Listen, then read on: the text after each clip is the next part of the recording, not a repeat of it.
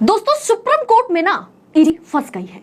शाम दाम दंड भेद लगा करके ईडी ने जिस तरह से चुनाव से ठीक पहले केजरीवाल को उठाया था, अब सबूत सुप्रीम कोर्ट के आगे पेश नहीं कर पा रही है ईडी, जिसके बाद 2 जजों की बेंच ने ईडी को केजरीवाल मामले में खूब लताड़ा और अल्टीमेटम दे दिया कि इन 5 सवालों का जवाब सबूत के साथ अगर आप पेश नहीं करते हैं तो क्या होगा, केजरीवाल को छोड़ना पड़ जाएगा। सोचिए, इसी महीने के अंत में 25 मई को दिल्ली की 7 सीटों पर लोकसभा चुनाव है और दूसरी तरफ ईडी सुप्रीम कोर्ट के आगे धराशाही हो गई है, क्योंकि जजों को भी इस गिरफ्तारी में राजनीति की बू आ रही है। बताएंगे कोर्टरूम में क्या कुछ हुआ, सुप्रीम कोर्ट के जजों ने केजरीवाल मामले में ईडी को किस तरह से घेरा। में आगे बढ़ने से पहले आपसे अपील करूंगी कि सबसे पहले देश नीति को सब्सक्राइब करें और नोटिफिकेशन के लिए बेल आइकन को जरूर प्रेस करें। सुप्रीम कोर्ट ने प्रवर्तन निर्देशालय यानी ईडी से सवाल किया कि आम चुनाव शुरू होने से ठीक पहले दिल्ली के मुख्यमंत्री अरविंद केजरीवाल को क्यों गिरफ्तार किया गया। अरविंद केजरीवाल ने दिल्ली कथित शराब नीति मामले में अपनी गिरफ्तारी को चुनौती दी थी। गिरफ्तारी के समय पर सवाल उठने के पीछे का कारण बताते हुए जस्टिस संजीव खन्ना ने ईडी से कहा कि वो ये स्पष्ट करे कि क्यों केंद्रीय एजेंसी मामले में न्यायिक कार्रवाई के बिना आपराधिक कार्रवाई कर सकती है। अरविंद केजरीवाल ने ईडी द्वारा अपनी गिरफ्तारी को सुप्रीम कोर्ट में चुनौती दी थी। सुप्रीम कोर्ट ने ईडी से जो 5 अहम सवाल पूछे हैं, जिस पर सुप्रीम कोर्ट में ईडी को लिखित में जवाब देना होगा और यही आखिरी मौका है ईडी के लिए कि वो साबित कर सके कि केजरीवाल को गिरफ्तार करने के पीछे कोई राजनीति नहीं है और केजरीवाल को गिरफ्तार करने के पीछे उनके पास बकायदा सबूत है, एविडेंस है। अगर इन 5 सवालों में से एक भी सवाल का जवाब ईडी नहीं दे पाती है तो केजरीवाल को दिल्ली में वोटिंग से पहले 25 मई से पहले रिहा करना पड़ जाएगा ईडी को। सवाल क्या क्या है जो सुप्रीम कोर्ट ने बकायदा ईडी से पूछा है। सवाल नंबर 1, सुप्रीम कोर्ट ने पूछा कि क्या बिना किसी न्यायिक कार्रवाई के किसी के खिलाफ आपराधिक कार्रवाई शुरू की जा सकती है। बहुत अहम सवाल है।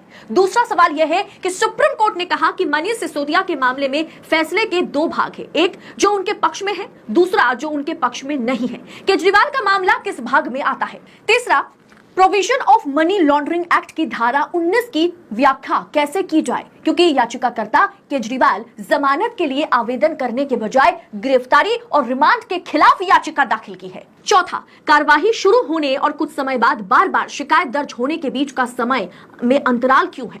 5वां सवाल यह है कि आचार संहिता लागू होने से पहले केजरीवाल की गिरफ्तारी का समय क्यों चुना गया। सुप्रीम कोर्ट ने प्रवर्तन निर्देशालय से सवाल किया कि आम चुनाव से ठीक पहले दिल्ली के मुख्यमंत्री अरविंद केजरीवाल को क्यों गिरफ्तार किया गया। क्या ऐसा तो नहीं कि अब सुप्रीम कोर्ट को भी इसमें से राजनीति की बदबू आ रही है।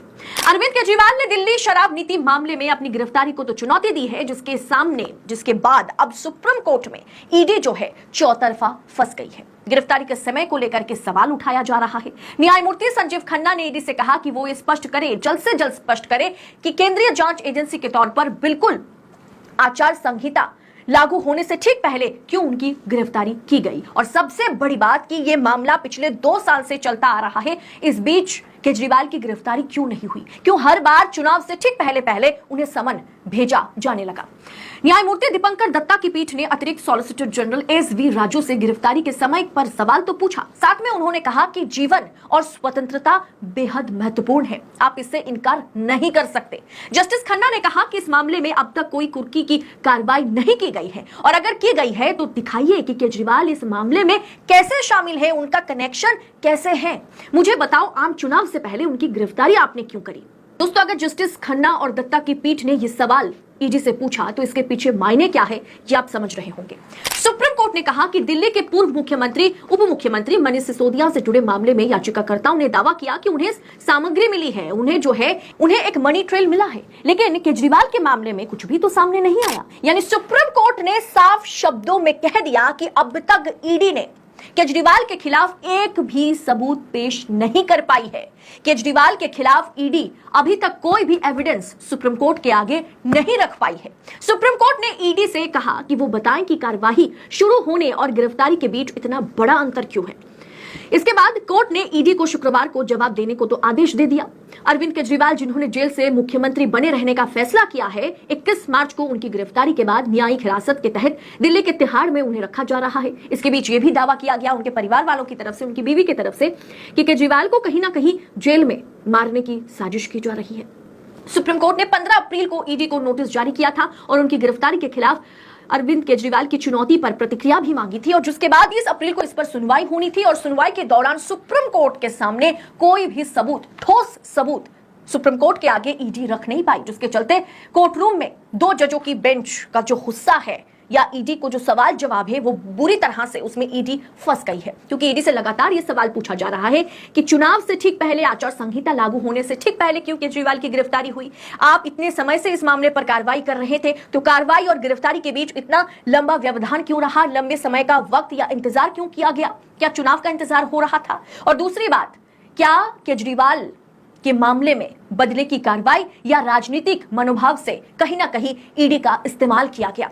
अब सुप्रीम कोर्ट में सबूत, और सबसे बड़ी बात केजरीवाल के मामले में सुप्रीम कोर्ट ने यह भी साफ कर दिया कि आप जो भी कह रहे हैं, जैसे मनीष सिसोदिया के मामले में आपने प्रूफ दिया है, लेकिन केजरीवाल के मामले में अभी तक आप कोई भी सबूत जुटा नहीं पाए। ऐसे में अगर ये 5 सवालों का जवाब अब लिखित रूप से हमारे पास सबूतों के साथ जमा नहीं करते हैं तो केजरीवाल को जेल में बंद रखना नामुमकिन हो जाएगा ईडी के लिए। तो अब आप सोचिए दोस्तों, इसी महीने में 25 मई को दिल्ली के 7 सीटों पर लोकसभा चुनाव है और चुनाव से ठीक पहले 25 मई से ठीक पहले अगर ईडी मजबूरन सबूत पेश ना करने के अभाव पर अगर केजरीवाल को छोड़ देती है तो यह कितना बड़ा तमाचा बीजेपी के लिए या केंद्रीय जांच एजेंसी के लिए होगा।